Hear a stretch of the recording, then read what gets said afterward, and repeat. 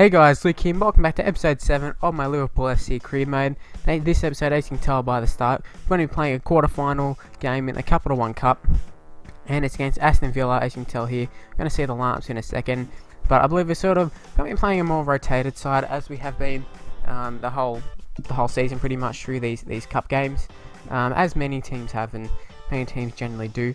The cup isn't really a big one for me. I'm not really... it's not something that I'm aspiring to get. If it happens, it happens. Obviously, a cup run is, you never say no to a cup run, but at the same time, it's the extra games, and we really want to secure a spot in the top 4. Now, last year in real life, we got a top 4 spot, but this year, we haven't got any European football, so hopefully we can, just go about our thing and sneak our way into the top 4, if not challenging for the title would be the ultimate goal, and winning it, I suppose, would be the ultimate goal actually. But Daniel Sturridge, straight from the counter, they actually hit the crossbar just before. Now I'm not sure who it was, but we ended up going on the counter, getting it through to Sturridge. He's playing his second game back from injury. Last episode he obviously ended up scoring that match win in the 90th minute, and then he'll come up and he'll score another goal, 2 goals since he's come back from injury. And also another important thing that you should note there was that one of their centre backs ended up getting red carded. So at this stage, it should be all us really. The last time the team had a red card against us was Chelsea, and we dominated Chelsea once they got their red card. And if you can dominate Chelsea with a red card, well then you can dominate anybody who has a red card really. Because Chelsea, they've set the standard this year. They're on top. They've been the best team by far. And the fact that we challenged them a lot, and we've been challenging all these sides like City and that, and what a goal this is. Adam Lallana ends up scoring. It was so good, just a really good one too. Here's a replay of it. It just looks so nice. Those are the sort of goals that I like. I mean, obviously, you like to score the long bomb, or go through and skill lots of people and that sort of stuff. But if you can score a really nice, a well-worked goal like that, with like a nice 1-2, or just a really good passing movement or something, it's definitely it looks like a really nice goal. So Henderson, he's going to pass through here. Now, could have argued that we should have passed it earlier, or we could have played a through ball to Sterling or whoever it was coming through there, but we didn't end up doing it, and Lallana ended up sort of making a tackle, and thankfully for, I think it was Coutinho who made the run actually, because he did that, there was a player to keep Lambert onside, and he ended up scoring. So good on Ricky Lambert, ended up being 3-0. We'll move on to the next round, which is the semi-finals. So at this stage, we're at the semi-final spot, so we may as well continue on with it. So we're going to be taking on Sunderland, which is pretty favourable draw in my opinion, but at the same time we can't take them lightly. Speaking of Sunderland, here we are to take on them in the Premier League, so this should be a good challenge for us to just show us probably in for the semi-final of the Capital One Cup. Now this is the team we're fielding. It's our strongest side pretty much. I couldn't see anybody who should be in the side or whatever. And it's a little bit disappointing to see Skirtle on the bench there over Wes Brown's over him. What's going on there? Also Coates, he's on loan from us. He's still at the club. I mean, I don't think he's someone who has a future at our club, but you know what? Still would like to see a good performance, but at the same time not too good, because we do want to score a few goals, and hopefully we can do that. Raheem Sterling just blitzing through the defence, and he ends up getting brought down. I think it was Wes Brown, and it was Wes Brown who takes him down.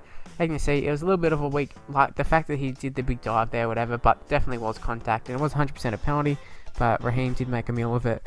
But Steven Gerrard ends up just slotting it home. That's his 3rd goal in the Premier League, and it's probably a safe bet to say that Gerrard's goals have all been for penalties. He's just not in, he just doesn't get into those positions anymore to score those shots. We have had the odd occasion of shooting from way out, but Mignolet, he actually made a really, really good save there.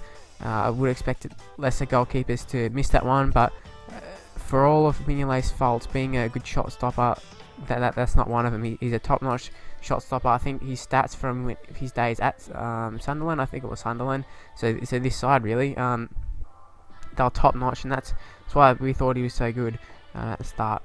Sturridge here, 90th minute, we're just going to pass it across goal, and Markovic, he's going to come and slot it home. Nearly missed, but at the same time, a goal's a goal. It was a tramp goal, but yeah, it was a good goal nonetheless. And once again, another highlight in the 90th minute. doesn't happen too often, but it is going to happen this time. And Mascherano is going to find himself one-on-one with the keeper. We do have someone else, Van Aanholt or whatever. He's the left back. He's really fast. I think he's Dutch as well. I've seen him on Ultimate Team. Came across and gave away a penalty, and Stevie G will come up and he will score. And that's his second goal of the game. That's his 4th goal in the Premier League. And once again, another penalty. So, yeah, Stevie G, another good performance. Just a really good performance all around. And I think we may have hit that. I've talked about previous episode, just finding that mark where you sort of go on a nice little run, you hit a bit of form, get a bit of confidence. And I kind of feel that we may have done that. Now, Shaqiri, he ended up getting injured in that game for 3 weeks with a sprained ankle. And that is a bit of a blow. But at the same time, I think we got enough cover for him. It's only for a few weeks, so we should be okay with that. I don't know how many games are in that period, but yeah. But this is a very important game. Man United, they're not necessarily the real top side anymore. On this game, they are. They're incredible on this game. Rooney, Falcao, Van Persie, just great. But at the same time, they're not someone who I look at and be like, oh shit, like Chelsea or Man City or something. But yeah, it's going to be a tough game. But we're going to pass across goal here. Daniel Sturridge picks up another goal. Sturridge is just killing it since he's returned from injury. Maybe the injury was a blessing in disguise. Gave him time to sort of go back and just have a bit of a rest, have a think, watch some games, see how we're playing. And also, confidence is high, so obviously some goals are going to come. So jumping into the 45th minute here. Coutinho is going to take a little volley. Or was it a half volley, I suppose. But went wide anyways. So, Man United, I think I talked about previous episode about, picking up victories against strong sides. That, and I would definitely class Man United in that category. So, chances are we're going to put in a really strong performance here. And I would be expecting, a few goals here. We did end up hitting the post there. I'm not sure who it was. I think it was Sturridge probably.